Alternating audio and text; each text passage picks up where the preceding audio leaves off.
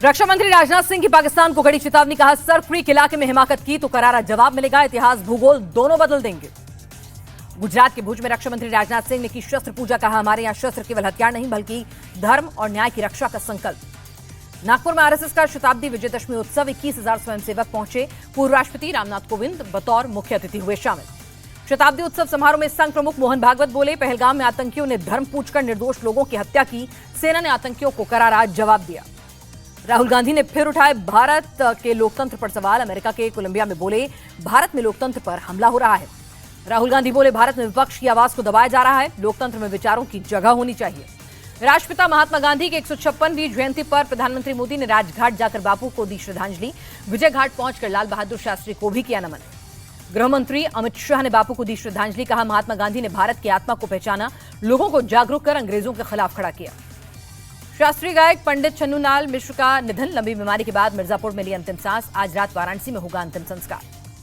देश भर में मनाया जा रहा है विजयदशमी का त्योहार, थोड़ी देर में दिल्ली के आईपी एक्सटेंशन में रावण दहन करेंगे प्रधानमंत्री मोदी।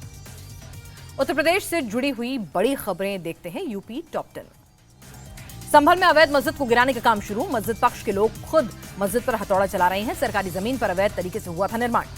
मस्जिद के पास जनता मैरिज हॉल भी जमींदोज, सरकारी तालाब की जमीन पर बने मैरिज हॉल पर प्रशासन का बुलडोजर चला।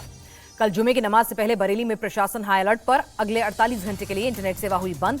पिछले जुमे की नमाज के बाद भड़की थी हिंसा, बरेली हिंसा की एफआईआर में बड़ा खुलासा, हिंसा के दौरान सर तन से जुदा के नारे लगे थे, तौकीर के करीबी नदीम के उकसाने के बाद पुलिस पर भीड़ ने हमला बोला था। हिंसा से पहले मौलाना तौकीर रजा ने कहा था मुसलमानों की ताकत दिखनी चाहिए, चाहे पुलिस वालों की हत्या ही क्यों न करनी पड़े। बुलंदशहर में देर रात चेकिंग के दौरान पुलिस और बदमाशों के बीच हुई मुठभेड़, पुलिस पर फायरिंग कर भाग रहे 2 बदमाशों को लगी गोली। हाथरस में पुलिस मुठभेड़ में 25,000 का इनामी शातिर वाहन चोर गिरफ्तार, पुलिस की जवाबी कार्रवाई में आरोपी के पैर में लगी गोली। अलीगढ़ में चीनी मांझे ने ली युवक की जान, कटी पतंग का चीनी मांझा स्कूटर सवार की गर्दन में फंसा, अस्पताल पहुंचने से पहले ही तोड़ा दम। विजयदशमी पर मुख्यमंत्री योगी आदित्यनाथ की विशेष पूजा, गोरखपुर के गोरखनाथ मंदिर में गुरु गोरखनाथ की आराधना की। लखनऊ में वकीलों और पुलिस की भिड़ंत, मामूली कहासुनी को लेकर नोकझोंक, पुलिस के सीनियर अधिकारियों ने मामला शांत कराया।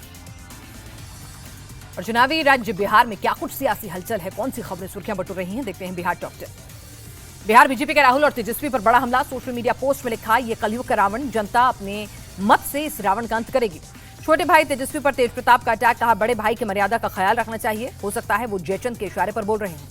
कल पटना में दोपहर 3:30 बजे नीतीश कैबिनेट की बड़ी बैठक, आचार संहिता लागू होने से पहले कई बड़े फैसले संभव। शिक्षा, स्वास्थ्य, महिला और बाल विकास के साथ रोजगार संबंधित योजनाओं पर लग सकती है मोहर, 5 या 6 अक्टूबर को चुनाव तारीखों का ऐलान मुमकिन। बिहार चुनाव से पहले जेडीयू को झटका, परबत्ता से विधायक डॉक्टर संजीव आरजेडी में होंगे शामिल, 3 अक्टूबर को तेजस्वी यादव दिलाएंगे पार्टी की सदस्यता।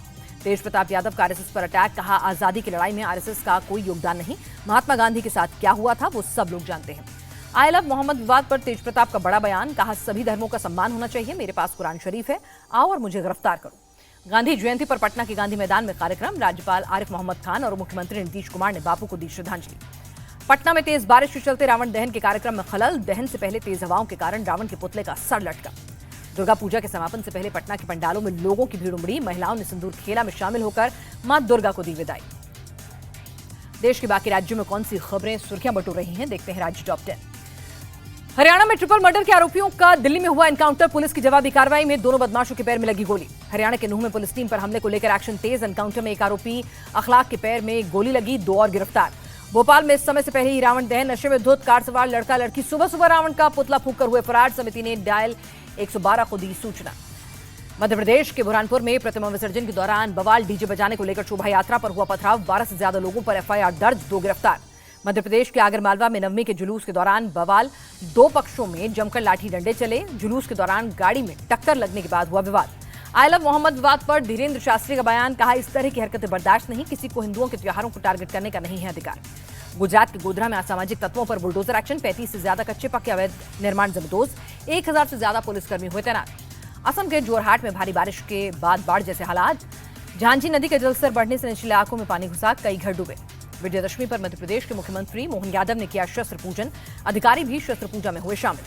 सिंदूर खेला के साथ मां दुर्गा की विदाई, दिल्ली कोलकाता में उत्सव का रंग, महिलाओं ने एक दूसरे की मांग में सिंदूर